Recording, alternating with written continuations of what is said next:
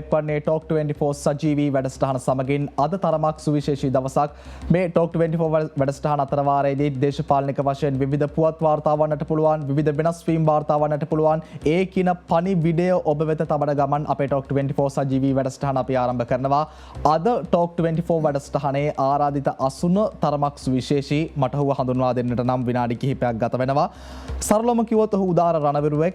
උදාර කියන්නේ වචනයෙන් පරිසමාප්ත අර්ථයම ඔහු උදාර රණවිරුවෙක්. වසර අවුරුදු 36ක් ශ්‍රී ලංකාවේ යුද හමුදාව වෙනුවෙන් තමන්ගේ සේවය සපයපු පුද්ගලයෙක්. ඒ වසර 36නුත් වසර 28ක් උතුරු නැගෙනහිර ක්‍රියාන්විතය සඳහා තමන්ගේ දායකත්වය ලබා දීපු පුද්ගලයෙක්. ඒ වසර අවුරුදු 28 නොත් වසර අවුරුදු 20ක් සතුරා සමග මුහුණට මුහුණ සටන් කරලා තමන්ගේ දහඩිය කඳුළු ලෙය රට වෙනුවෙන් වගුරපු උදාර රණවිරුවෙක්. ඒ නිසාවෙන්ම ඔහු රට වෙනුවෙන් තියෙන කැක්කුම, රට වෙනුවෙන් කරපු සේවාව නිසාවෙන්ම වීරත්වයේ උදෙසා පිදෙන පදක්කම් ගණනාවකින් අද ටෝක් 24 වැඩසටහනේ මගේ මේ ආරාධිත අසුන වෙන් කර ගන්නා පුද්ගලයා ඔහු පිදුම් ලැබුවා. අවසානයේදී මේ සියලු දේ නිසා දේශකීර්ති ලංකා පුත්‍ර ගෞරව නාමයෙන් ඔහු පිදුම් ලබනවා. මේ තමයි ස්තරලම ඔහුගේ යුද්ධය පිළිබඳව තියෙන වපසරිය. අපි සාමාන්‍ය රණවිරුවෙක් ගත්තාම මේ රණවිරුවා පසුපස තියෙන්නේ බොහොම මිලිටරීකරණය වෙච්ච පසුබිමක්. අධ්‍යාපනය හදාරනවා නම් අධ්‍යාපනික විෂයන් සම්පූර්ණ කරන්නෙත් මිලිටරීකරණය වෙච්ච මේ විෂයන් ඇතුලේ. නමුත් අද ටෝක් 24 වැඩසටහනට එකතු වෙන අපගේ විශේෂ ආරාධිත අමුත්තා මම හිතන්නේ මම මේ පිළිබඳව අධ්‍යයනය කරා, ගවේෂණය කරා. ලංකාව තුල මට හමු වුණේ නැහැ ආර්ථික විද්‍යාව පිළිබඳව උපාධියක් සම්පූර්ණ කරපු කිසිදු රණවිරුවෙක් මට හම්බ වුණේ නැහැ. ඒ අතනොත් මේ පුද්ගලයා සුවිශේෂී. ඔව්, විශේෂ උපාධි 4ක් සම්පූර්ණ කරනවා. ඒ උපාධි 4න් ඔහුගේ ආචාර්ය උපාධිය ඔහු සම්පූර්ණ කරන්නේ ආර්ථික විද්‍යාවෙන්. ඒ නිසා ලංකාවේ වර්තමානයේ දේශපාලනික අස්ථාවර භාවයක් නිර්මාණය වෙලා තියෙනවා. අපිට ඊට විසඳුම් අපගේ ආරාධිත අමුත්තාගෙන් අද ගන්නට පුළුවන්. ඊට එක්කම ලංකාවේ ආර්ථිකමය වශයෙන් අගාධයකට අපි අද වැටලා තියෙනවා. ඒ සම්බන්ධයෙන් අපිට ඔහුත් සමග සාකච්ඡා කරන්නට පුළුවන්. වර්තමානයේ ඔහුගේ තත්ත්වය පිළිබඳව කතා කරොත් ඔහු දේශපාලන විචාරකයෙක්, ජාත්‍යන්තර රචකයෙක්, සිංහල භාෂාවෙන් වගේම ඉංග්‍රීසි භාෂාවෙනුත් ග්‍රන්ථ විශාල ප්‍රමාණයක්, කෘති විශාල ප්‍රමාණයක්, ආටිකල් විශාල ප්‍රමාණයක් ඔහු රචනා කරලා තියෙනවා. ග්‍රන්ථ රචනා කරලා තියෙන ප්‍රමාණය 16කට අධිකයි. ලිපි නම් 100කට අධික ප්‍රමාණයක් ඔහු රචනා කරලා තියෙනවා. මේ තමයි මගේ අද ආරාධිත අමුත්තාගේ සරල කෙටි අර්ථකථනයක් ඔහු පිළිබඳව ලබා දුන්නේ. මේ සියලු දේන් සපිරි අද ටෝක් 24 වැඩසටහනේ විශේෂ ආරාධිත අසුන අපි වෙන් කරේ විශ්‍රාමික මේජර් ජෙනරල් බොනිෆස් පෙරේරා මහතා. ඔහුගේ නම ඉදිරියෙන් මම අර කිව්ව ලංකා පුත්‍ර, දේශකීර්ති ලංකා පුත්‍ර කියන ගෞරව නාමයක් තියෙනවා. ආයවන උතුමන්ට.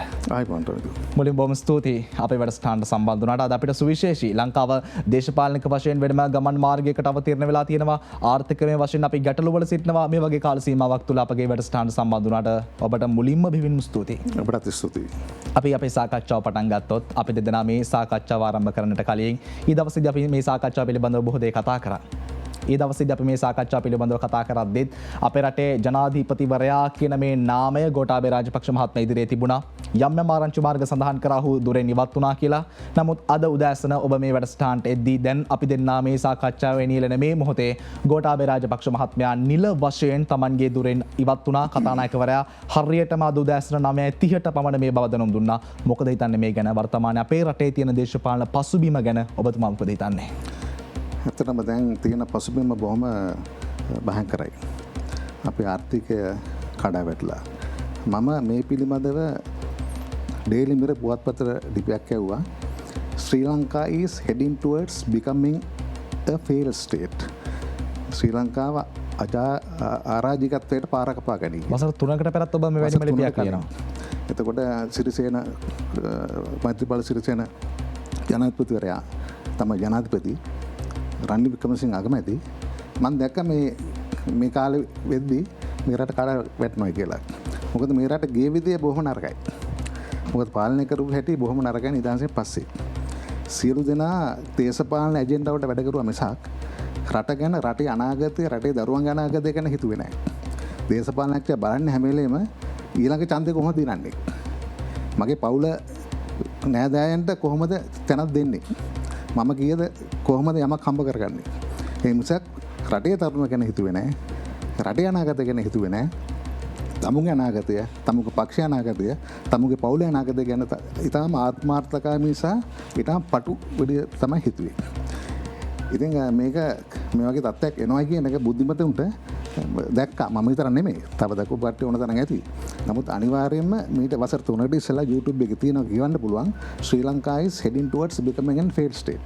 ඔබතුමායි ඒ යොමු කරපු ලිපිය මගේ ගාව තියෙන ඔබතුමායි කියලා කියන්නේ වසර අවුරුදු 3කට පෙර ආතෝ දැන් තියෙන ප්‍රශ්නේ තමයි ඔබතුමා කියනවා නිදහසෙන් පස්සේ අපේ රටේ දේශපාලන පක්ෂ රට පාලනය කරපු විදිහ පිළිබඳව අපිට සෑහීමකටපත් වෙන්නට බෑ කියලා. නිදහසෙන් පස්සේ කියලා ඔබතුමා අදහස් කරන්නේ 1948 අපි ලබපු නිදහසද එහෙමත් නැත්නම් 2009 අපි ලබපු නිදහසද? 48 ඉඳන් අපිට විෂනරි ලීඩර්ෂිප් එකක් තිබ්බේ නැහැ. මොකද අපි ගොඩක් ආර්ථිකයට පැෂ් දැම්මා. යුද්ධයේ සිද්ධ වුණෙත් අපේ දේශපාලන ප්‍රතිපත්ති නරක නිසා. දැන් අපි රටේ ආරක්ෂාව සාක්ෂාත් කරනවා කියන්නේ මේ ජාතීන් අතර සමගිය ඇති කරන එකනේ. ජාතීන් අතර සමගිය ඇති වුණොත් කවදාකවත් ජාතික ආරක්ෂාවට ප්‍රශ්නයක් එන්නේ නැහැ. අපි කෙරුවේ 1956 මතකයි සිංහල පමණක් රාජ්‍ය භාෂාව කරා. ඒ අනුව අනිත් මිනිස්සු හිතුවා මේ අපි මේ රටේ මිනිස්සු නෙමෙයි.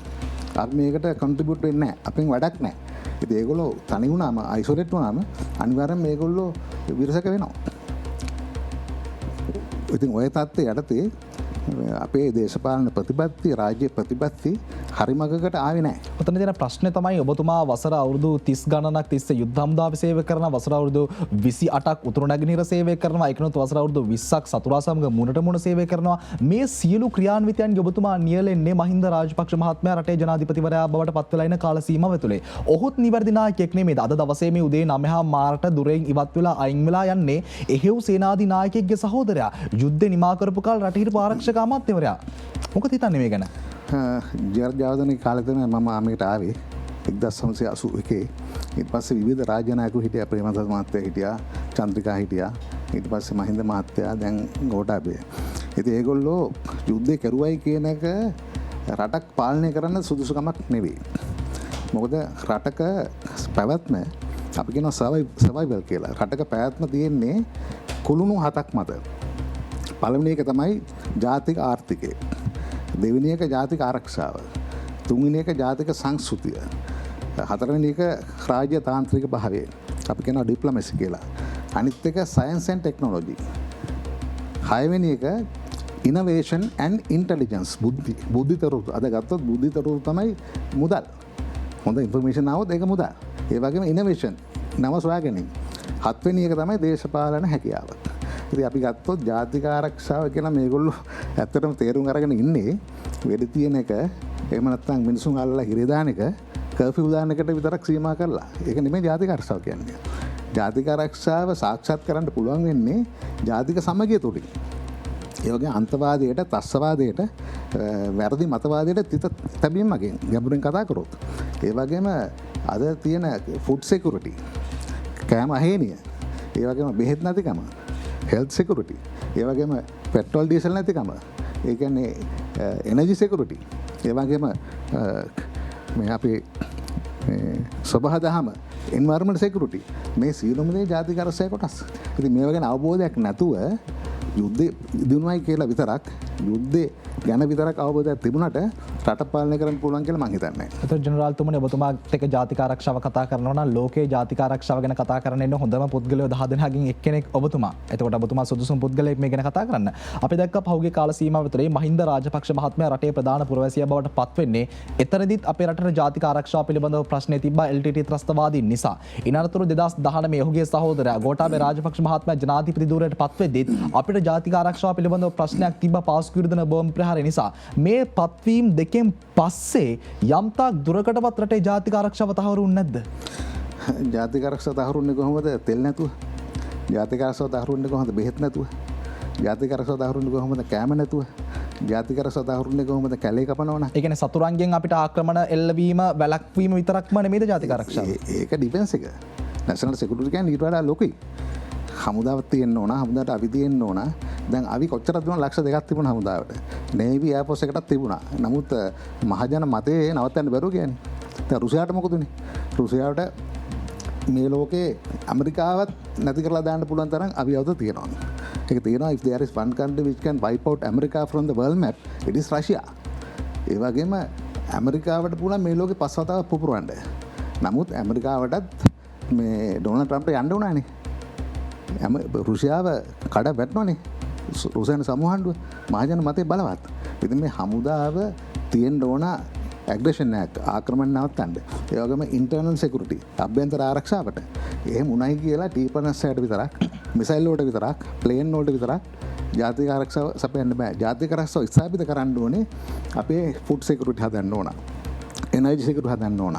environment security, political security, individual security, cyber security, social security මේ සියලුම දේ ගැන ජාතික ආරක්ෂාවට මේ ජන සමාජයේ ජීවත් වෙන ජන සමාජයේ මිනිසුන්ගේ සියලු ක්‍රියාකාරම සඳහා අවශ්‍ය ආරක්ෂාව තමයි ජාතික ආරක්ෂාව. මේ කියන කරුණු ඔක්කොම සාරාංශගත කරලා ඔබතුමා කියන්න උත්සාහ කරන්නේ අද උදෑසන ගෝඨාභය රාජපක්ෂ මහත්මයා තමගේ දුරෙන් ඉවත් වීම ඉල්ලා අස්වීම සාධාරණයි කියලාද? ඉල්ලාසි අස්විය යුතු තැනට ආවනේ. මොකද 2019 මිනිස්සු ඔහු තුළ විශාල බලාපොරොත්තුවක් තිබ්බා. තියලා ලක්ෂ 69ක් ඡන්දෙ දුන්නා. මතින් 51ක ප්‍රමාණයක්. නමුත් ඒ බලාපොරොත්තු වෙච්ච අභිලාෂණ ඉටු වුණේ නැහැ. දීප පොරොන්දු ඉෂ්ට කරේ නැහැ. ජාතික ආරක්ෂාව සාක්ෂාත් කරනවා කියලා ආවට ජාතික ආරක්ෂාව පවා සාක්ෂාත් වුණේ නැහැ. ජාතික ආරක්ෂාව සාක්ෂාත් නම් එනර්ජි සිකියුරිටි මේ තෙල් ප්‍රශ්නයක් එන්න බෑ. ජාතික ආරක්ෂාව සාක්ෂාත් කරනවා නම් මේ ආහාර ප්‍රශ්නයක් එන්න බෑ. මේ සියලු ප්‍රශ්න ජාතික ආරක්ෂාවේ කොටස් වශයෙන් එතුමට හඳුරගන්න බැරුව ගියා. ඒගොල්ලෝ ඔක්කොම හිතන් ඉන්නේ ජාතික ආරක්ෂාව කියන්නේ වෙඩි තියෙන එකයි. මිනිස්සු වල හිරේ දාන එකයි. එතන ගියාම හෙලිකොප්ටරයක් පහතින් යන එකයි. ඒව බොරු වැඩ. ඒව කරන්න බෑ. ජාතික ආරක්ෂාව කියන්නේ ජාතික ආරක්ෂාවේ නිර්වචනය ඇවිල්ලා මිනිස්සුන්ගේ සිතැඟි සහ ඌමනාවන් වලට අනුවයි ජාතික ආරක්ෂාව සැකෙන්න ඕනේ. ඒ වගේම protection of territorial integrity and sovereignty බහුමික අඛණ්ඩතාවය සහ ස්වාධීනත්වය. දැන් ලංකාවේ දේපොළ පිටරට විකුණුණා නම් දූපත් විකුණුණා. ඉතින් බහුමික අඛණ්ඩතාවයට ස්වාධීනත්වය ප්‍රශ්නයක් නේ. මේක ඉන්දියාවට කැබිනට් එක හොරෙන් විකුණනවා. මහජනතාවට හොරෙන් විකුණනවා. රාය 12ට ගහනවා මේ ඇග්‍රීමන්ට් ගහනවා. ගහලා කෙලින්ම එනර්ජි විකුණනවා. අර බලාකාර විකුණනවා. ඉතින් ඒක ජාතික ආරක්ෂාවට මේ පටහැනිනේ. දැන් සාමාන්‍යයෙන් චීනයේ ගත්තම චීන කිසිම රජයේ ආයතනයක් හෝ භූමියක් විකුණන්න බෑ ජාතික ආරක්ෂක කවුන්සිලේ අනුමැතිය නැතුව. මේක ජාතික ආරක්ෂක කවුන්සිලේ අනුමැතිය තියා කැබිනට් එක දන්නේ නැත්නම් සමහර ඒවා. ඉතින් ඒක ජාතික ආරක්ෂාවක් පිළිබඳ ලොකු අවබෝධයක් නැහැ. එතකොට ජනරාල්තුමනි ඔබතුමාගේ මේ පැහැදිලි කිරීමත් එක්ක මට හැඟෙන කාරණය අපේ රටේ ජාතික ආරක්ෂාව පිළිබඳව ප්‍රශ්නයක් ආවේ අද ඊයේ නෙමෙයිනේ 2019 ගෝඨාභය රාජපක්ෂ මහත්මයා ජනාධිපති ධූරයට පත් වෙලා ඔහුගේ පාලන සමය විතරක් නෙමෙයි ජාතික ආරක්ෂාව පිළිබඳව ප්‍රශ්නයක් තිබේ. අනික අර්බුදයක් කියන එක දවසින් දෙකෙන් පට නගින්නේ නැහනේ. මේක අවුරුදු ගාණක් තිස්සේ දුවගෙන එන්න ඕනේ. එහෙම බැලුවාම අපි මේ දැන් ගෝඨාභය රාජපක්ෂ මහත්මයා ධූරෙන් ඉවත් වෙලා තිනවා. මෙතනට ගේන රිප්ලේස්මන්ට් එක දැන් අලවන්න යන ප්ලාස්ටරය අර අවුරුදු ගාණක් තිස්සේ වැරදි කරපු කෙනෙක් වෙන්න බෑ නේද? අනිවාර්යයෙන්ම වෙන්න බෑ. කෝට් කේස් වෙන කෙනෙක් වෙන්නත් බෑ. ඒ වගේම ෆේල් වෙච්ච කෙනෙක් වෙන්නත් බෑ. දැන් බලන්න අපි දැන් මෙතන මේ ආයතනයේට කාවරි තෝරගත්තී. කොච්චර ටෙස්ට් තියනවද? කොච්චර ඉන්ටර්විව් ප්‍රමාණයක් කරනවද? නමුත් ජනාධිපතිවරයෙක් හෝ දේශපාලනඥයෙක් හෝ පාර්ලිමේන්තුවට යද්දී කිසි දෙයක් නැහැ. පාර්ලිමේන්තුව ඇතුලේ මිනි මරු ඉන්නවා. පාර්ලිමේන්තුවේ පස් කපන මිනිස්සු ඉන්නවා. හොරු ඉන්නවා. ටෙන්ඩර් වලින් ගහපු මිනිස්සු ඉන්නවා. කසිප්පුකාරයෝ ඉන්නවා. බාර් අයිතිකාරයෝ ඉන්නවා. මොකද්ද මේ සමාජේ? රට ගන්න පුළුවන්ද? මම ජර්මනියට ගියා. ජර්මනියේ සාකච්ඡා කරා ලෝකේ බුද්ධිමතුන් ආවේ transnational crimes and mass migration කියන මාතෘකාවටදී දවස් ගාණක් අපි සාකච්ඡා කරා රටවල් 129ක නියුතිතාව. ඒකේ දේශනාවක් පැවැත්වුවා ජර්මනියේ පාර්ලිමේන්තු මන්ත්‍රී කෙනෙක්.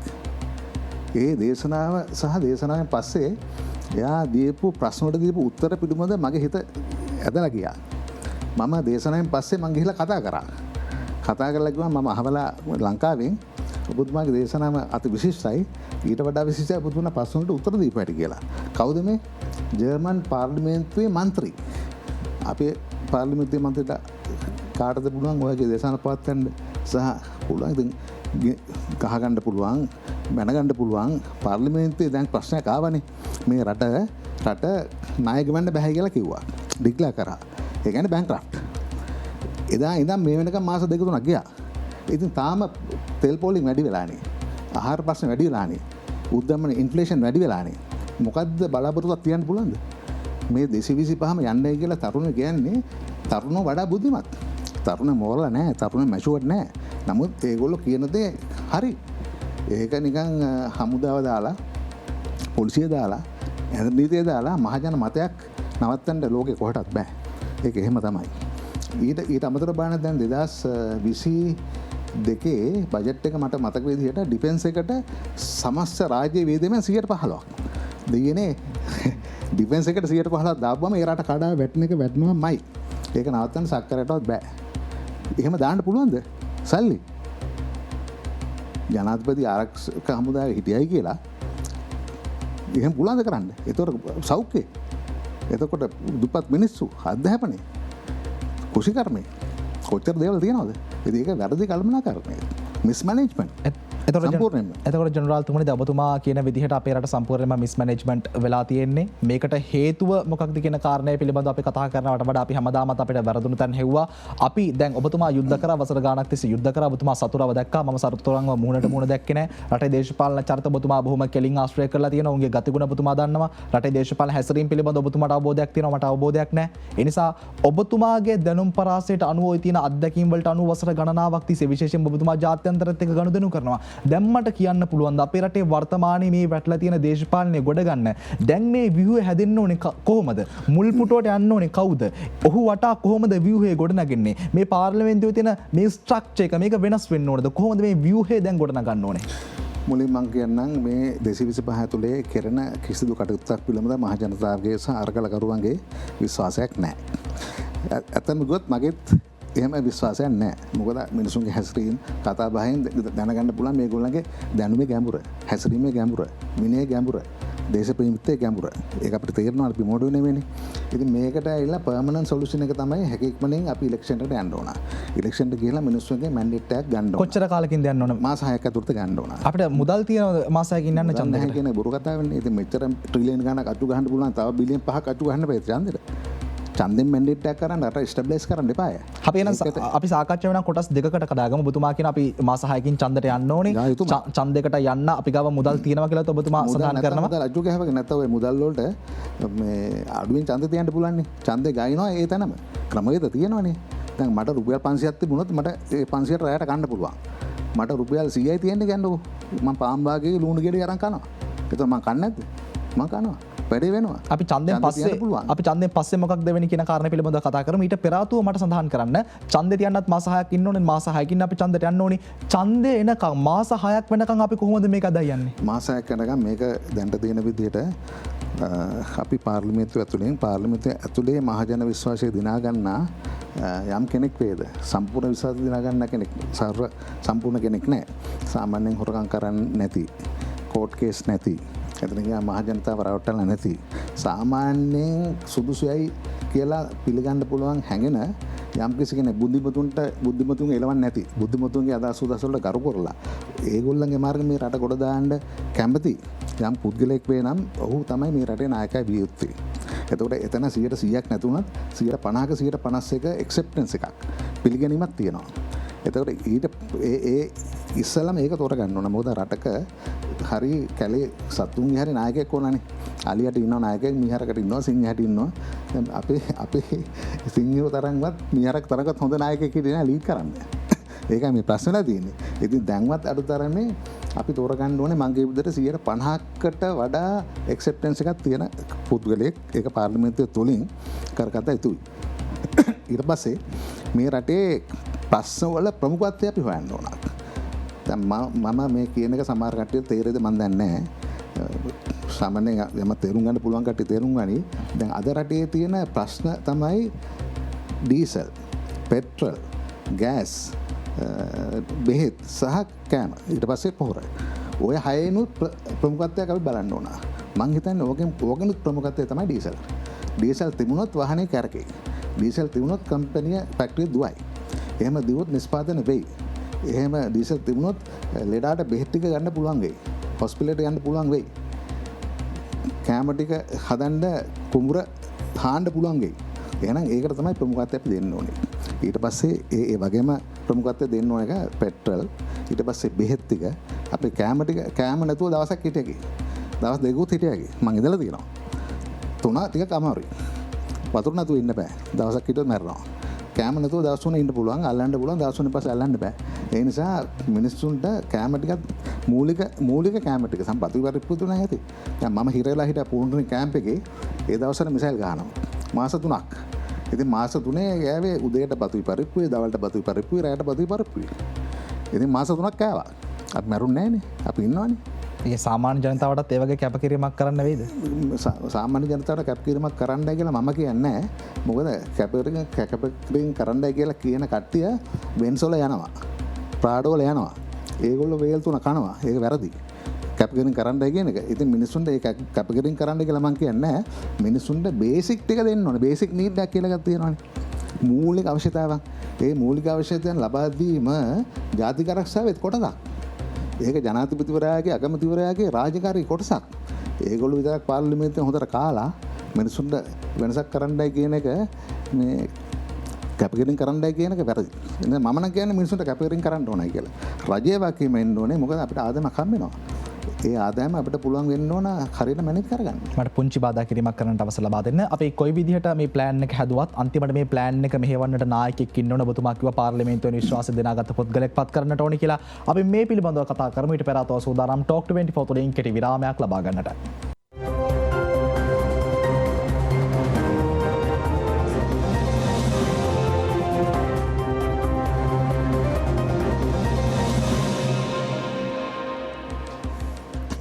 අපනවත ටොක් 24 වැඩසටහන සමගින් විරාමයෙන් අනතුරු අපේ ජනරාල්තුමනි විරාමයට යද්දී කතා කරමින් හිටියේ අපේ රටේ දැන් තියෙන ව්‍යුහය දේශපාලනික අස්ථාවර වීමත් එක්ක මේ ව්‍යුහය සකස් වෙන්නට ඕනි කොහොමද කියන කාරණේ ගැන සඳහන් කරේ. ඒ ව්‍යුහයේ ඇතුලේ ඔබතුමා මුලින්ම යෝජනා කරන්නේ මොන දේ වෙන්නත් පාර්ලිමේන්තුවේ විශ්වාසය දිනාගත්තු කෝඩ් කේස් නැති චරිත සහතිකයේ හොඳ පුද්ගලෙක් අපේ රටේ පාලනය මුලින්ම බාර ගන්නට ඕනි කියලා. හැබැයි දැන් මේ යන රාමුව ඇතුලේ අපිට පෙනෙන්නට තියෙන දේ වර්තමානයේ වැඩ බලන ජනාධිපතිවරයා රනිල් වික්‍රමසිංහ මහත්මයා ඔහු තව පැය කිහිපයකින් හෝ ඉදිරි දිනකදී රටේ ජනාධිපති විදිහට දිවුරුම් දීමේ හැකියාවක් සම්භාවිතාවක් තියෙනවා. ප්‍රවෘත්ති මත පළ වෙනවා ඒ සම්බන්ධයෙන්. අපි තාමත් ඒක තහවුරු කරන්නේ නැහැ. ඔබ කොහොමද දකින්නේ රනිල් වික්‍රමසිංහට මේක කරන්න පුළුවන් වේද? අර ඔබතුමා කියන ස්ට්‍රක්චර් එක ඇතුලේ රනිල් වික්‍රමසිංහ කියන චරිතය ඉන්නවද? ඔව් එතුමා 5-6 සැරයක් අගමැති වුණානේ. එයත් මේකේ කොටස්කාරයෙක්නේ මේ බැංක්‍රප්සි එකට ෆේල් ස්ටේට් එකට. ඉතින් ඒ වගේම මේ දැන් එයා පහුගිය මැතිවරණයේදී බින්දුවට බැස්සනේ. ඒ වගේම එයා පුද්ගලිකව පාර්ලිමේන්තුවට එන්න බැරුව ගියානේ. ජාතික ඉලෙක්ෂනුත් ආවේ අවුරුද්දක් විතර ගිහිල්ලානේ. ඊට පස්සේ තනි පුද්ගලෙක් පාර්ලිමේන්තුවේ බහුතරය කැමති කෙනෙක් අගමැති වෙන්න ඕනකම තියෙද්දී ඒ ව්‍යවස්ථාවටත් පොදු පිළිගැනීමටත් පිටින් ගිහලා තමයි අගමැති වුණේ. ඊට පස්සේ පාර්ලිමේන්තුවට එන්න පවා බැරුවේ කෙනෙක් ඇතුලේ මහජන පාර්ලිමේන්තුවේ විශ්වාස දිනාගන්න බැරුව කෙනෙක් ජනාධිපතිතුමා කියන්නේ ඒක විකෘති ජනමතයක්. මට පුංචි බාධා කිරීමක් කරන්නට අවසර ලබා දෙන්න දැන්.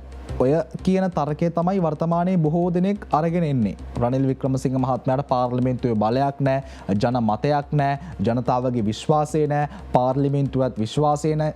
ඒ නිසා රනිල් වික්‍රමසිංහට අපේ රටේ මූලික ආසනය බාර ගන්නට බැහැ කියන කාරණේ තමයි බොහෝ දෙනෙක් මතවාදය පළ කරන්නේ. දැන් අපි ජනතා විශ්වාසය ගැන මතම ඉන්නව නම් 69 ලක්ෂයක් ඡන්දය දීපු ගෝඨාභය රාජපක්ෂගේ ජනතා විශ්වාසය පාලන කාලේ ඉවර වෙන්නත් කලින් පළුතු වෙනවා. 69 ලක්ෂයක්. ඔහුටත් ගෙදර යන සිද්ධ වෙනවා. එහෙම අපි ජනතා විශ්වාසය, පාර්ලිමේන්තුවේ විශ්වාසය මේ දේවල් මතම ඉඳලා මේ රට ගොඩ දාන්න පුළුවන් විද පාලකෙක් තෝරගන්න පුළුවන් විද? මොකද ජනතා විශ්වාසය කියලා අපි පාලකෙක් තෝරගත්තා. ඒ 69 ලක්ෂයත් පාලන තන්ත්‍රය ඉවර වෙන්නට කලින් අහෝසි වෙනවා. ඒ තරකේ ප්‍රමාණවත්ද? රනිල් වික්‍රමසිංහ සුදුසු නැහැ කියන්න. දැන් ඒක තමයි රිපීට් වෙන්නේ. 69 ලක්ෂ ගත්තු කෙනාගේ විශ්වාසය කඩාගෙන එයා ගියා නම් එතන ලක්ෂයකට නැති කෙනා ආපුවම එයාගේ විශ්වාසය කොච්චර දුර තියෙයිද? අනිත් එක අපි ජීවිතේ අතාරින්න පුරුදු වෙන්න එපා. දැන් අපි ඉපදුනන් පස්සේ එක දෙයක් ෂුවර් නේ මරණ එක. ඔය කාලේ අපිට ගොඩාක් සල්ලි එක්ක ගොඩාක් දේවල් එක්ක කරණ ගහන්න වෙන්නේ නැහැ. දැන් අරගලකාරයෝ තරුණයි. අරගලකාරයෝ ඇවිල්ලා ජනාධිපති මන්දිරය අල්ලගත්තා. අගමැති කාර්යාලයත් අල්ලගත්තා. හැබැයි දවස් දෙක තුනක් ඒගොල්ලෝ අතහැරියා. ඒක ඉතාලම හොඳ දෙයක්. එයා ඒගොල්ලෝ දැන් පුරුදුලා දෙනවා අතහරින්න. අතහැරීම හොඳ දෙයක්. අපි අතෙන් දැන් රනිල් වික්‍රමසිංහ මහත්තයාටයි බැරි අතහරින්න. දැන් අවුරුදු 75ක් පැනලා. අවුරුදු 75 ගියන් පස්සේ ඕන කෙනෙකුට ඩිමෙන්සියා කියන රෝගය එනවා. අමතක වීම වගේ රෝගයක් එනවා. ඇවිද ගන්නත් ටිකක් අමාරුයි. ඉඳගත්තොත් නැගිටින්නත් බෑ. මහින්ද රාජපක්ෂලත් එහෙමයි. පාර්ලිමේන්තුවේ 75ට වැඩි කට්ටිය අයින් වෙන්න ඕන. දැන් අපේ මම කතෝලිකයෙක් බිෂොප් උන්නාන්සේ කෙනෙක් අවුරුදු 75 රිටයර් වෙනවා. ඉතින් එතකොට ඒගොල්ලන්ගේ සෛල වැඩ කරන්නේ නැහැ, මොළේ වැඩ කරන්නේ නැහැ, මෙමරික වැඩ කරන්නේ නැහැ. එහෙම කෙනෙකුට පුළුවන් ද රටක් පාලනය කරන්න? රට පාලනය කරනවා කියන්නේ තනි පුද්ගලෙක් කරන එක නෙමෙයි. නමුත් ඔය පාලනය කරන්නේ 2 කෝටි 20 ලක්ෂයක්ගේ අනාගතේ, 2 කෝටි 20 ලක්ෂයක්ගේ මේ බඩ. ඉතින් ඕකට මේ ඒක පුද්ගලිකුව හරි එක පවුලක් හරි රකින්න අපි ඉඩ දෙන්න හොඳ නැහැ. ඔය තර්කෙත් එක මට එකග වෙන්න පුළුවන්. ඒක ප්‍රශ්නයක් නෑ. නමුත් අපි දකිනවා පහුගිය කාල සීමාවලදී මහින්ද රාජපක්ෂ මහත්මයාට සිද්ධ වෙනවා තමන්ගේ අගමැති ධූරය දාලා හුටත් නිවසට යන්න සිද්ධ වෙනවා. මහින්ද රාජපක්ෂ මහත්මයා රටේ අගමැති ධූරය අතාරිද්දී ඒ තැනට රිප්ලේස් වෙන්න කවුරුත් නිර්භීත චරිතයක් ඉදිරිපත් වුණේ නැහැ. අනුර කුමාර දිසානායක මහත්මයා ඉදිරිපත් වුණත් ඔහුත් ප්‍රතිපත්ති මාලාවක් ඉදිරිපත් කරලා කොන්දේසි කීපයක් දැම්මා. මේ කොන්දේසි වලට එකඟ නම් විතරයි මං එන්නේ කියලා. සජිත් ප්‍රේමදාස මහත්මයාත් මුලින්ම ඇවිල්ලා රටේ අගමැති ධූරය බාර ගන්න සුදුසු වුණේ නැහැ. ඔහුත් ඒක ඉල්ලුවේ නැහැ. ඒ වගේ වෙලාවක රට අරාජික වෙලා තියෙන වෙලාවක අපික ආර්ථික වශයෙන් වැටලා තියෙන වෙලාවක ජාත්‍යන්තරය අපි දිහා බලන් ඉන්න වෙලාවක රනිල් වික්‍රමසිංහ නෙමෙයිද ගිහිල්ලා නිර්භීතව මේ සුක්කානම ගත්තේ? ඒකම ප්‍රමාණවත් නැද්ද? ඒකම ප්‍රමාණවත් වෙන්නේ නැහැ නේ. ඒක ප්‍රමාණවත් වෙන්න කොහොමද? එයා රට බාරගත්ත රට කොට දාන්නවත් මහ ජනතාව බාර බේරගන්නවත් නෙමෙයිනේ. එයා ගත්ත ප්‍රධාන කොන්දේසිය තමයි එකම කොන්දේසිය රාජපක්ෂ රජිමේ බේරගන්න. ජනාධිපති බැලුවා මෙයාගෙන් ආරක්ෂාවක් ගන්න පුළුවන්ද, කවරයක් ගන්න පුළුවන්ද කියලා. මෙයාගෙනුත් කවරයක් ගන්න බැරුව ගියානේ. මෙයා දැන් බාරගෙන මාස 3ක් ගියන් පස්සේ තෙල් පොලි මඩු වුණාද? ආහාර ප්‍රශ්න විසඳුමක් ආවද?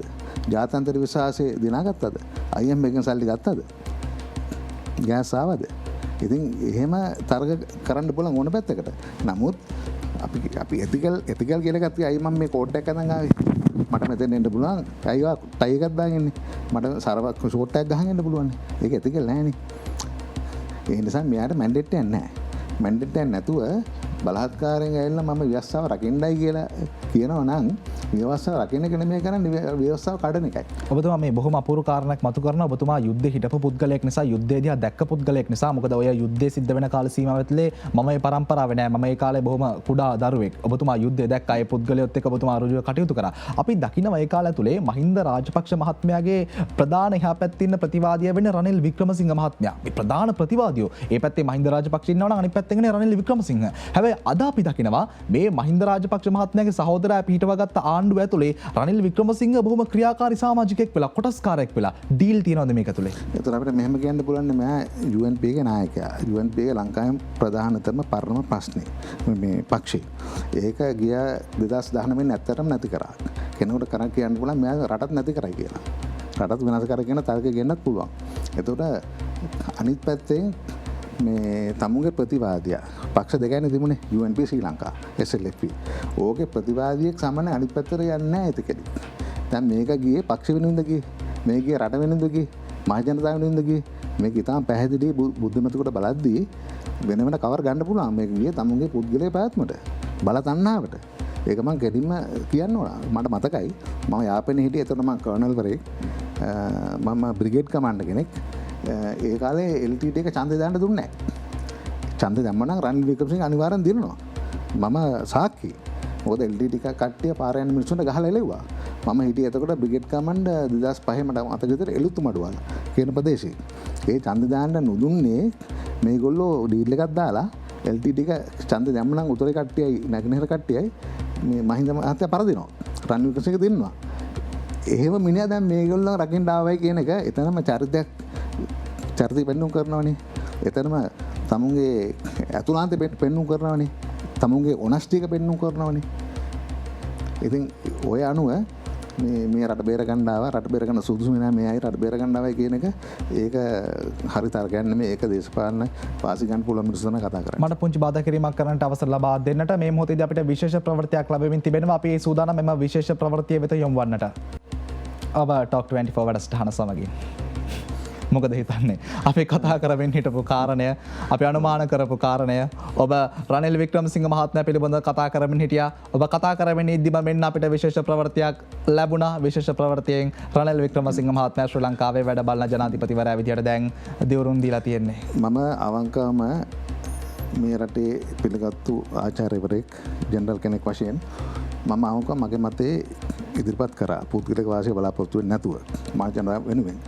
දැන් හෙට ඡන්දයක් තියලා බලන්නකෝ කී දෙනෙක් ඕකට කැමති වෙයිද කියලා. හරි, අපි මෙහෙම හිතමු. දැන් රනිල් වික්‍රමසිංහ මහත්මයා මේ දැන් දිවුරුම් දීලා ඉවරයි වැඩ බලන ජනාධිපතිවරයා විදියට.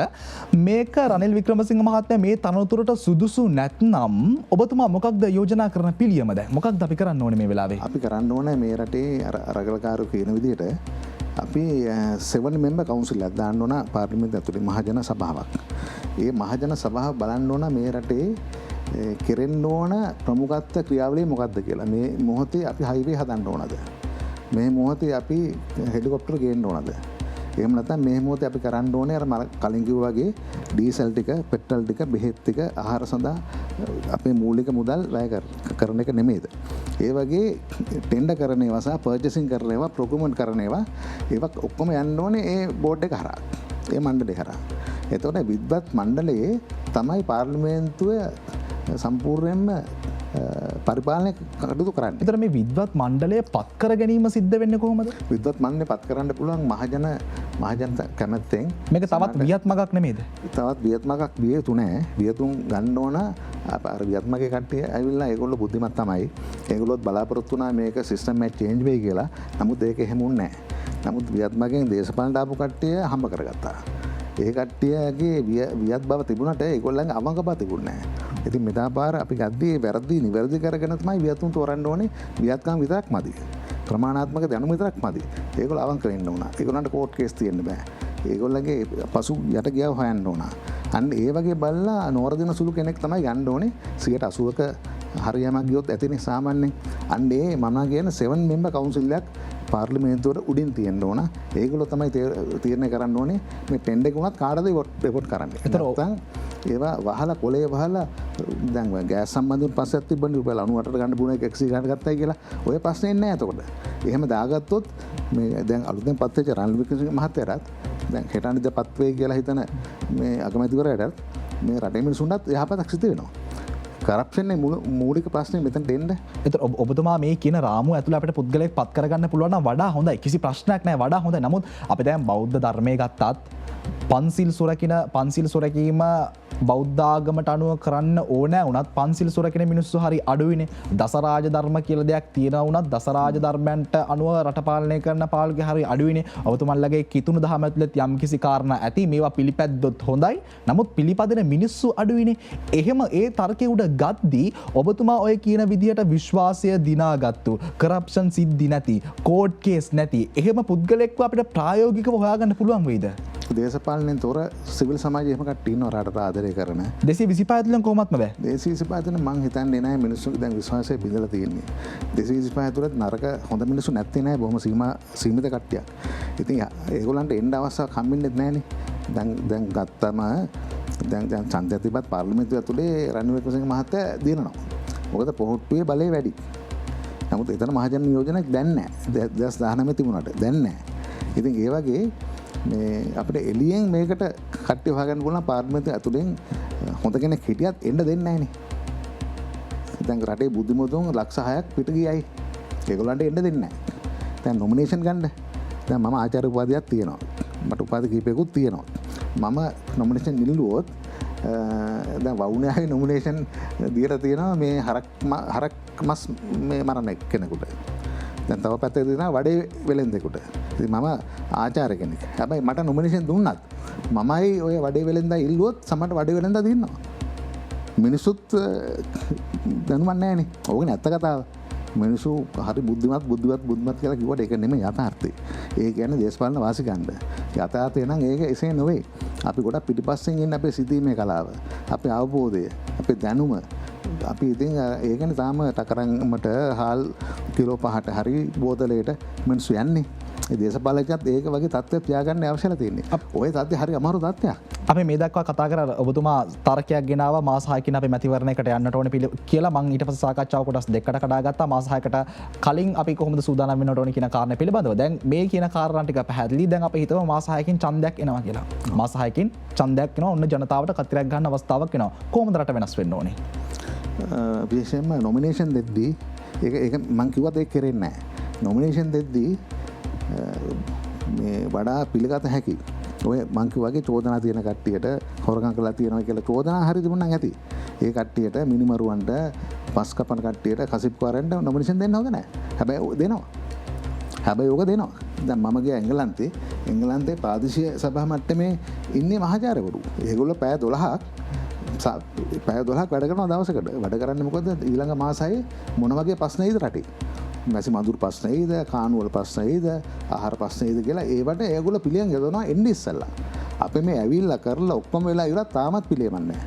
ඉතින් තායිවාන මංගට රසයින්ස් ඇන්ඩ් ටෙක්නොලොජි යුනිවර්සිටි එකේ ඒකේ ඩෙපියුටි ෆොරින් මිනිස්ටර් ප්‍රොෆෙසර් ඒගොල්ලොත් කතා කරද්දී අපිත් බොහොම පරිස්සමෙන් කතා කරන්නේ මොකද වචන කර වැරදුනොත් අපිත් බුද්ධවත් නැහැ කියලා ඔප්පෙන්න පුළුවන් හින්දා. ඉතින් ඒගොල්ලෝ අද ලෝකේ 14 වෙනි ආර්ථිකය ඇමරිකන් ඩොලර් බිලියන් 500ක් විතර තියෙනවා ෆොරින් රිසර්ව් එක. ඒගොල්ලෝ පාර්ලිමේන්තුවේ තීරණ ගන්න තැන්වල මේ ප්‍රමාණාත්මක දැනුම තියෙන කට්ටිය ඉන්නේ. ඒ සිස්ටම් එකක් තියෙනවා. ඒ සිස්ටම් එකෙන් හොරගම් කරන්න බෑ. අපිට සිස්ටම් එක හදන්න බෑද හොරගම් නොකරන හදන්න පුළුවන්. කැමති නැහැ හදන්න. දැන් 7 මෙම්බර් කවුන්සිල් එක දැම්මොත් දාලා මේ පාර්ලිමේන්තුව කරන වැඩ සහ පාර්ලිමේන්තුව ගැන ජාතික මට්ටමේ තීරණ ෆිල්ඩර් කරනවා නම් සුපර්වයිස් කරනවා නම් ඒක එයාට අහන්න පුළුවන් ඇයි හයිවේ හදන්නේ? මොකද හයිවේ හදන්න දැන් අවශ්‍ය. දැන් රික්වයර්මන්ට් එක හයිවේ නෙවෙයි මිනිස්සු සර්වයිව් වෙන්න ඕන. මිනිස්සුන්ගේ සර්වයිවල් එකට අපි දැන් ඉස්සෙල්ලා මේ අවශ්‍ය ටික ගෙන්නන්න ඕන. ඊට පස්සේ කුස්කාරන්ට අපි අත දෙන්න ඕන. සබ්සික්වෙන්ට්ලි ඉම්පෝර්ට් එක්ස්පෝර්ට් කරන්න ඕන. මොකද ඉම්පෝර්ට් බේස් කොච්චර තියෙනවද ඉන්ඩස්ට්‍රීස් කන්ස්ට්‍රක්ෂන් ඉන්ඩස්ට්‍රි එක, ටෙක්ස්ටයිල් ඉන්ඩස්ට්‍රි එක, මෝටර් මෙකැනිසම් ඉන්ඩස්ට්‍රි එක. ඕකේ යටතේ ඉන්නවා 4.5 මිලියන් එම්ප්ලොයිස්ලා. ඒගොල්ලන්ගේ ඔක්කොම එම්ප්ලොයිමන්ට් කඩා වැටෙනම ආයේ ප්‍රශ්නයක් නෑ. ඔබතුමා කියන කාරණා සියල්ලත් බේසික් නෙසෙසිටිස් දෙන්න ඕන කියලා ඔබතුමා කියනවා. මේ සියලු දේත් එක්ක මට දැන් කියන්න කොහොමත් අපේ රටේ වැඩ බලන ජනාධිපතිවරයා විදියට රනිල් වික්‍රමසිංහ මහත්මයා දැන් දියුරුම් දීලා ඉවරයි. දැන් රනිල් වික්‍රමසිංහ මහත්මයා අපේ රටේ තෙල් පෝලෙන් ටික බලාගෙන, ගෑස් පෝලෙන් ටික බලාගෙන දැන් කලින්ට වඩා බලයක් තියෙනවා. දැන් විධායක මොනවා වුණත් රටේ විධායකයෙක්, රටේ ව්‍යවස්ථාදායකයෙක්. දැන් රනිල් වික්‍රමසිංහ මහත්මයා මොනවද කරන්න ඕනේ එකටම? එයා පාර්ලිමේන්තු සීට් එකෙන් ජනාධිපති සීට් එකෙන් බැහැලා මහජනතාවගේ සීට් එක වරින්න ඕන. මහජනතාවගේ සපතු දෙක දාගන්න ඕන. එයාට බඩගින්න දවසක් ඉඳලා නැත්නම් දවසක් ඉඳලා බලන්න ඕන කොහොමද බඩගින්න කියලා. දවස් දෙක තුනක් තෙල් පොලිමේ ඉඳලා බලන්න ඕන කොහොමද කියලා. අරුතරම ඉන්න බැයි නම් එයා ඉමේජින් කරගන්න පුළුවන් නේ අපිට. වර්චුවල් ලයිෆ් එකට යන්න පුළුවන් නේ. ඊළඟ ඉමේජින් කරගෙන එයා දැන් ප්‍රමුඛත්වයේ හදන්න ඕන. මම දැන් හයිවේ හදනක නවත්තනවා. මම දැන් බිල්ඩින් ගහනක නවත්තනවා. මම මේ ඉන්ඩිපෙන්ඩන්ස් වගේ ඒවා මේ හෙලිකොප්ටර් ප්ලේන් නැව් එවන්නේ නැහැ. අපි ඒ තෙල් ටික නවත්ත ගන්නවා. ඒ නවත්තගෙන අපි පුළුවන් තරම් මේ අත්‍යවශ්‍ය සේවාන් ටික කරනවා. මහජනතාවගේ පැත්තෙන් බලලා මහජනතාවගේ සපොත්තු දාගෙන මහජනතාවගේ බඩගින්න එයා තේරුම් අරගෙන වැඩ කෙරුවොත් මේක ටිකක් හරි මිනිසුන්ට සහනයක් ලැබෙයි. එතන IMF එක ගැන මම වචනයක් කියන්නම් ඔබතුමා අහයි ඉස්සරහට. මම පුංචි බාධා කිරීමක් කරන්නම් ඊට පෙර ආතු අපි කෙටි විරාමයකට යන්නට ඕනි. IMF එක සහ ජාත්‍යන්තරය අපිට කරන බලපෑම් පිළිබඳව අපි අනිවාර්යයෙන්ම කතා කරන්නට ඕනි. මොකද අපි තනි වෙච්ච රටක් නෙමෙයි. අපි රටක් විදිහට ඉදිරියට යද්දී අපි ආර්ථිකමය වශයෙන් අද වැටිලා ඉන්නේ. ඒ නිසා තවත් රටක සහනාධාර නැතුව, තවත් රටක යහපත් ප්‍රතිරූපයක් නැතුව අපිට ආර්ථිකය ගොඩ ගන්නට බෑ කියලා මම විශ්වාස කරනවා. ඔබතුමා ලියලා තියෙන ලිපි කියවලා බැලුවාම ඒ පිළිබඳව කතා කරමු. ඊට පෙර ආතු සෝදානම් කෙටි විරාමයක් ලබා ගන්නට.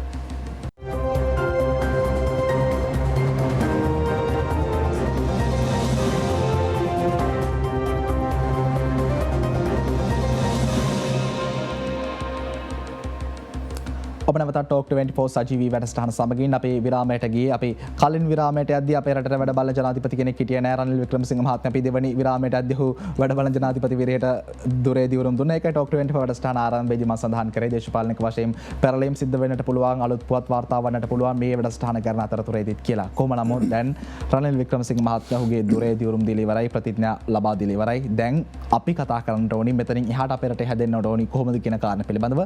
ඔබතුමා සඳහන් කරන අන්තර්ජාතික මූල්‍ය අරමුදල පිළිබඳව. මොකද ඔබ ජාත්‍යන්තරත් එක්ක දන්නවා, ජාත්‍යන්තරත් එක්ක ගනුදෙනු කරනවා, ලිපි ලියනවා. ඔබට ජාත්‍යන්තර පිළිබඳව ඉතාමත් හොඳ අවබෝධයක් තියෙනවා. අපි මේ සාකච්ඡාව ගැන එන මේ මොහොතේදී පවා ජාත්‍යන්තරය අපි දිහා බලාගෙන ඉන්නවා. අන්තර්ජාතික මූල්‍ය අරමුදල අපි රටේ යහපත් ප්‍රතිරූපයක් හදාගන්නකම් බලාගෙන ඉන්නවා. අපේ රටට ණයක් ලබා දෙන්න.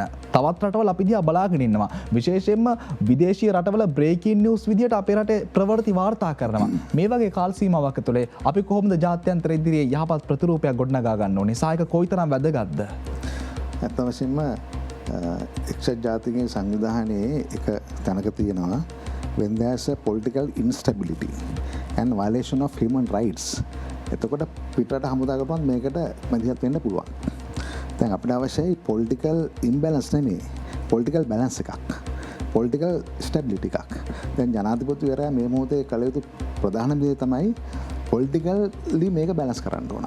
පොලිටිකලි මේක බැලන්ස් කරනවා නම් තමුන්ගේ ෆේවරේෂන් කට්ටියට පේව කරන්නේ නැතුව සමස්ත සර්වපාක්ෂික රජයකට යන්න ඕන. සියලු දෙනා පිළිගත හැකි 100%ක් නෙමෙයි, යම් කිසි ප්‍රමාණයකට පාස් වෙන මට්ටමට යන්න ඕන. ඊට පස්සේ ඒ අනුව කර්ෆියු එහෙම නැත්නම් හදිසි නීතිය වගේ තත්ත්වයන් තියෙනවා නම් ජාත්‍යන්තරය අපිට එන්නේ නැහැ. ඒ වගේම අපි මානව හිමිකම් සම්බන්ධයෙන් විවිධ මත තිබුණා. මමත් ඒ සම්බන්ධයෙන් රුසියාවට ගියා, චීනට ගිහිල්ලා අපේ රට බේරගත්තා. ඒ ඉගෙන සහායක අපි ඉල්ලගත්තා. ඉතින් මානව හිමිකම් සම්බන්ධයෙන් අපි හොඳ තත්ත්වයක් ගොඩනගා ගන්න ඕන.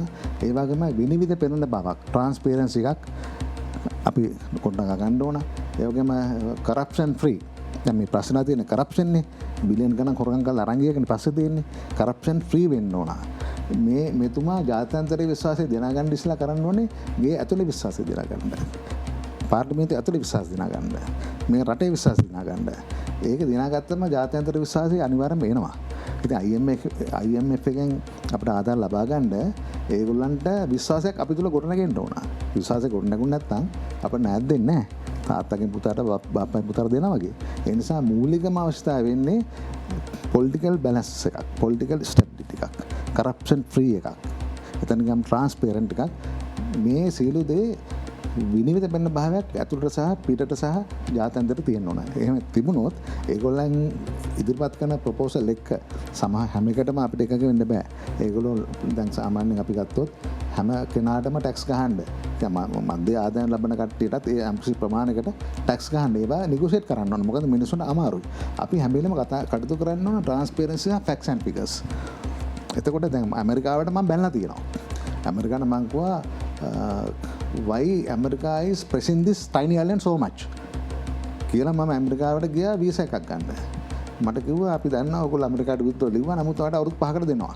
මට ෆුල් ෆ්‍රී දුන්නා වීසා. මොකද මම කිව්වා ලංකාව මානව හිමිකම් කඩනවා කියලා ඇමරිකාව චෝදනා කරනවා නම් රුවන්ඩාවේ හුටු ජාතිකව ටුට්සි කට්ටිය මරුවා ලක්ෂ 8ක් විතර. ඇයි එතනට ඔයගොල්ලෝ ගියේ නැත්තේ? why didn't you go to Rwanda? why you blame Sri Lanka for human rights violation? කියලා ඒ තර්කය ගැන තර්කය හරියටම හරි. ඒගොල්ලෝ කිව්වා ඔයාගේ තර්කය හරි. ඉතින් අපි ඇත්ත කතා කරන්න ඕන. යථාර්ථය කතා කරන්න ඕන. අපේ ණය ප්‍රතිව්‍යුහගත කරන එක මම හිතන්නේ චීන එහෙම කැමති නෑ. ඒගොල්ලෝ කැමති ඒගොල්ලන්ට වාසි ගන්න. ඉතින් මේක අපි ජාත්‍යන්තර මට ඒකට එක්ස්පර්ට් කෙනෙක් නෙමෙයි මම. මට අයිඩියා එකක් දෙන්න පුළුවන්. මේවා අපි ඊටම පැහැදිලිව මේ රටවල එක සාකච්ඡා කරලා අපේ පැරණි මිත්‍රෝ ජපානෙත් අපි ඇන්ඩ කනස් කරගත්තා. ඉතින් ඒවට සමහර යන්න පුළුවන්. මොකද සෙකන්ඩ් වර්ල්ඩ් වෝර් එකේ හිරෝෂිමා නාගසාකි වල බෝම්බ දැම්ම පස්සේ ජපානයේ නැත්තරම නැති වුණා. ඒතර ජයජාවතන ගිහලා තමයි සෙන් ෆ්‍රැන්සිස්කෝ එකේ නහි වේරාමයේ කතා කිව්වේ වෛරින් වෛරි සංසිඳ නැහැ කියලා. ඊට පස්සේ මේ මිනිස්සු අය කරගත්තේ නැහැ වන්දි. මේ වගේ අපේ මේ මුදල් අර පොලිය හරි බේර ගන්න කටයුතු කරන්න බැරි කමක් නැහැ මං හිතන්නේ. අපේ වැඩසටහනේ මට කාල වේලාවක් ගෙවමින් තියෙනවා. අපි ජාත්‍යන්තර මේ වශයෙන් ඔබතුමා කියන විදිහට මේ විශ්වාසය දිනා ගන්න ගමන්ම වැදගත්ම කාරණය අපි සාකච්ඡාව ගෙන මේ මොහොතේදී අපේ රටේ ජනතාව ඉන්ධන පෝලිං වල ඉන්නවා, ගෑස් පෝලිං වල ඉන්නවා. ආර්ථිකමය වශයෙන් උත් ස්ථාවරයක් හදා ගන්නට ඕනි නේද මේ වෙලාවේ? අපි මොකද කරන්න ඕනේ මේ ස්ථාවරය හදා ගන්න? ඒක තමයි මං කිව්වේ වගේ අපි කරන සියලු දේම විනිවිද පෙන බහයක් තියෙන්න ඕන. දැන් ගෑස් පෝලිං වල, තෙල් පෝලිං වල කරලා තියෙන මැනේජ්මන්ට් එක එච්චර හරි නෑනේ. දැන් අපිට පුළුවන් දවස් වෙන් කරන්න පුළුවන්. ඒ වගේම පුළුවන් නෝ පෙට්‍රෝල් ඩේ කියලා එකක් දාන්න. ඉරදා නෝ පෙට්‍රෝල් ඩේ. එතකොට මිනිස්සුන්ට පුළුවන් සැට්ඩේ පෙට්‍රෝල් ටිකක් තියාගන්න. ඒ වලින් පෙට්‍රෝල් වියදම් වෙන එක වැය වෙන එක අඩු කර ගන්න පුළුවන්. ඒ වගේම රාජ්‍ය සේවකයන්ට වෙනම දින ලබා දෙන්න පුළුවන්. පෙට්‍රෝල් ෂෙඩ් වලින් දැන් අපි හිතමු ජයල පෙට්‍රෝල් ෂෙඩ් එකෙන් පෙට්‍රෝල් ගහන්න පුළුවන් ඒ කට්ටියට. ඒ ආසන්නව තියෙන එකෙන් ගහන්න පුළුවන් ඒ කට්ටියට. අන්න ඒ වගේ අපිට ඩේටාබේස් එකක් හදාගෙන ඕක කරන්න බැරි කමක් නැහැ නේ. දැන් හදට රොකට් එකේ 65 නේ. ඒකට වාර ගොඩක් අමුණන්න එපා. දැන් පෙට්‍රල් ෂුඩ් එකේ මිනිසුන්ට පෙට්‍රල් දෙන එක රොකට් සයන්ස් නෑනේ.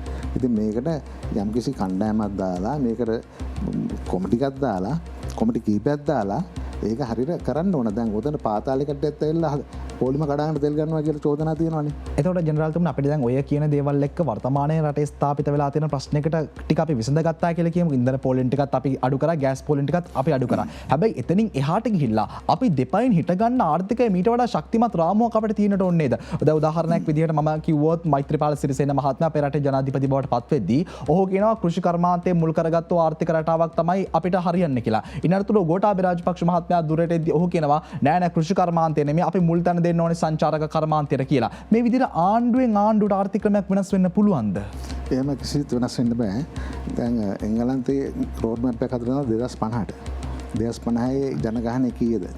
2050 වනාන්තර කොච්චරද? තියෙනවද? මිනිස්සු කොච්චරද? කෑම කොහොමද රික්වයර්මන්ට් එක? ඒව හදලා තියෙනවා. දැන් සිරිසේන එක හැදුවට සිරිසේන ජනාධිපතිවරයා 33 වතාවක් රට ගියා. මට පුංචි බාධා කිරීමක් කරන්න අවසර ලබා දෙන්න.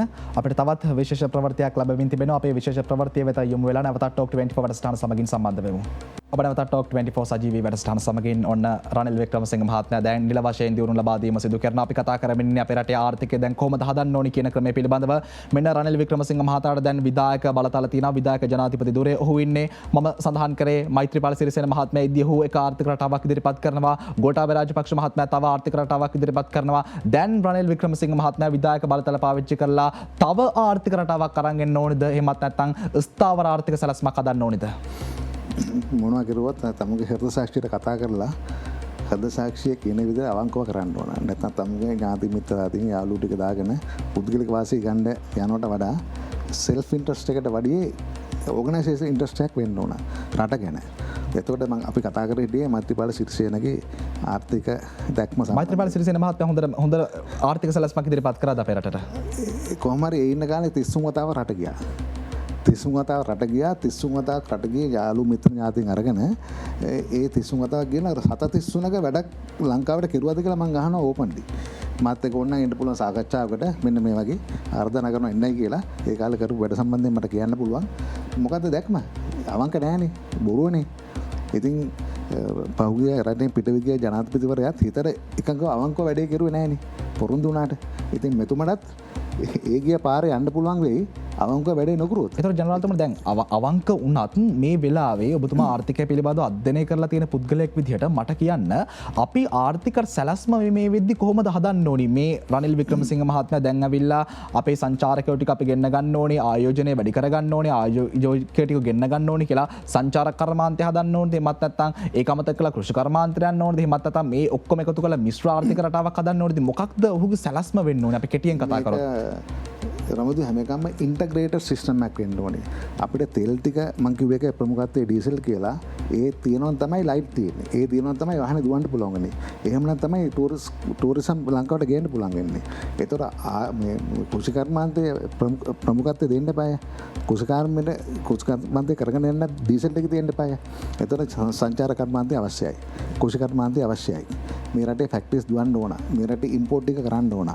එක්ස්පෝට් ටික කරන්න ඕන. වෙලා තියන්නේ අපි ඇවිල්ලා ඉම්පෝට් බේස් ඉකොනොමියක්. ඒ කියන්නේ බඩු ගෙන්නන ඉකොනොමියක්. බඩු යවන එකට වැඩිය ගෙන්නන එක වැඩි. එහෙනම් අපි ක්‍රමානුකූලව ක්‍රමයෙන් රජයේ උදව්වෙන් රජයේ සපෝට් එකෙන් අපි එක්ස්පෝට් කරන පැත්තට යොමු වෙන්න ඕන. එක්ස්පෝට් කරන පැත්තට යොමු වෙන්න නම් අපි ඔන්ටර්ප්‍රනර්ෂිප් ව්‍යවසායකත්වය දියුණු කරන්න ඕන. මම ව්‍යවසායකත්වය සම්බන්ධයෙන් ආචාර්ය උපාධියක් ගත්ත කෙනෙක්. පැය 5000ක් නිදිමරපු කෙනෙක්. අවුරුදු 5ක් මුළුල්ලේ. එතන මම බැලුවේ අපේ සෙබළු අවුරුදු 22ක් සේවය කරලා යද්දී අවුරුදු 40යි. එයාට තියෙනවා ව්‍යවසායකට තියෙන ගතිගුණ වලින් 80%ක්. අවංකකම තීරණ ගැනීම හැකියාව අවදානම ගැනීම මේ සියලු ව්‍යවසායකට තියෙන්න ඕන ගතිගුණ වලින් කැරක්ටරිස්ටික්ස් වලින් 80%ක් තියෙනවා. ඉතින් ඒගොල්ලන් අපිට පුළුවන් ඔන්ටර්ප්‍රනර් කෙනෙක් කරන්න. දැන් අපි ගත්තොත් චීනේ අවුරුද්දකට යුනිවර්සිටි එකෙන් පාස් අවුට් වෙනවා 70,000ක්. ලංකාවේ ජනගහනය 3 එකක්. යුනිවර්සිටි ස්ටුඩන්ට්ස්ලා පාස් අවුට් වෙනවා. ඉතින් ඒගොල්ලන්ට ආණ්ඩුවේ රස්සාවල් නැහැනේ. අපි ක්‍රමානුකූලව මේ පබ්ලික් සෙක්ටර් එකේ ඉන්න 1.5 විතර කට්ටියව තව අවුරුදු 5-10ක් ඇතුළත සිස්ටමැටිකලි ඒක 50%ක් බස්සන්න ඕන. දැන් පහුගිය කාලේ ජනතුමා කරපු ලොකු වරදක් තමයි පියන්ලා 1,63,000ක් වැඩි. ඩ්‍රයිවර්ලා ලක්ෂයක් වැඩි. හමුදාත් වැඩි දැන්. ඒවා තියේදී තව 150ක් බඳව ගත්තා. ඉතින් කොහොමද ගෙවන්නේ? ඒතර රැකිය අවස්ථාවලට මොකද වෙන්නේ? රැකිය අවස්ථාවට තමයි ඔන්ටර්ප්‍රනර්ෂිප් කිව්වේ. විරකියාවට විසඳුම ව්‍යවසායකත්වයයි. ව්‍යවසායකයෝ කියන්නේ ව්‍යවසායයෙන් බිහි කරන්න පුළුවන් නේ. කොච්චර බිහි කරන්න පුළුවන්ද? මේ රටේ කොච්චර ඔපචුනිටිස් තියෙනවද? ලෝකේ කොච්චර බිහිර වෙලා තියෙනවද? අපිට අපි විදේශගත මිනිස්සුන්ගේ යවනවා නම් අපි පුළුවන් නර්ස්ලව ස්කිල් නර්ස් වශයෙන් ස්කිල් ලේබර්. ඒතර ඩොලර් 1000ක් ගත්තාම 2000 3000ක් ගත්තා. ඒතර ඒගොල්ලන්ගේ වන්න රෙමිටන්ස් අපිට වැඩි කරගන්න පුළුවන්. ඉතින් මේක ආර්ථික වශයෙන් පැතිකඩ එකක් නෙමෙයි. ටූරිසම් විතරක් නෙමෙයි. ඇග්‍රිකල්චර් විතරක් නෙමෙයි. සර්විස් විතරක් නෙමෙයි. එතන ගියාම මේ කන්ස්ට්‍රක්ෂන් විතරක් නෙමෙයි. අපිට ගොඩක් දේවල් කරන්න පුළුවන්. මේ ධම්මික පෙරේරා එක හොඳ වැඩක් කරුවා. අර මේ ලංකාවේ එනවා නම් ලංකාවට වීසා දෙනවා. අවුරුදු කීපයකට මම දන්නේ ලක්ෂයක් සල්ලි ගේනවා නම් ඩොලර්ස්. අන්න ඒ වගේ එකක් දෙයක් නෙමෙයි දසදහස් ගණක් තියෙනවා. ඒක මේ ඉන්ටර්වයු එකේදී විනාඩියකින් දෙකකින් කියන්න බෑ. නමුත් විවිධ පැතිකඩ හරහා ඉන්ටග්‍රේටඩ් සිස්ටම් එකක් තියෙන. උදාහරණයක් වශයෙන් ආරක්ෂක හමුදාවට බේදම් කරන සල්ලි යම් ප්‍රමාණයට අඩු කරුවොත් දැන් ජාතික අරසුවට එහෙම ප්‍රශ්නයක් නැහැ. ඉන්දියාවෙන් අපිට ඇවිල්ලා ගහන්නේ නැහැ. පෝලන්තෙන් ගහන්නෙත් නැහැ. අපි අන්තවාදය නැති කරන්න ජාතික සමගිය ඇති කරන්න ඕන. එතකොට ඒ සල්ලි වලින් යුනිවර්සිටි හදන්න පුළුවන්. යුනිවර්සිටි හදුවොත් පිටට යන කට්ටිය අඩු කරන්න පුළුවන්. ලක්ෂ 3,50,000ක් විතර ඒ ලෙවල් කරනවා. 30,000 යුනිවර්සිටි යන්නේ. එතකොට 3,20,000ක් විතර කරන්න දෙයක් නැහැ. ඒගොල්ලන්ට වොකේෂනල් ට්‍රේනින් ඔතොටු හදන්න පුළුවන්. රට යන අවස්ථාව දෙන්න පුළුවන්. ඔන්ටර්ප්‍රනර්ෂිප් කියන්නේ ව්‍යවසායකත්වය. ව්‍යවසායකයා කියන්නේ රැකියාව බිහි කරන කෙනා. ඔය ඇප්‍රෝච් එක තමයි යන්න ඕනේ කෙටියෙන් කිව්වොත්. ජනරල්තුමනි අපගේ කාල වේලාව නිමවට පත් වෙනවා. දැන් අපි වැඩසටහන රටේ වැරදුණු තැන කතා කරා. රට හදන්නට ඕනේ කොහොමද කියන කාරණය පිළිබඳව කතා කරා.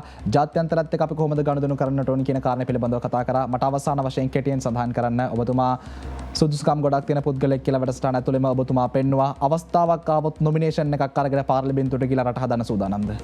මේ තත්ත්වයට දැන් මගේ එහෙම අදහසක් නැහැ. මට ආර්ථික පැත්තෙත් අවබෝධයක් තියෙනවා. ගොඩම ප්‍රැක්ටිකල් පැත්ත පොඩ්ඩයි තියෙන්නේ. ආරක්ෂාව පැත්තෙන් මට අර උත්සාහයක පළපුරුද්දක් තියෙනවා සහ දැනුමකුත් තියෙනවා. ජාතික ආරක්ෂක ප්‍රතිපත්තිය මට රටේ ලියන්න පුළුවන්.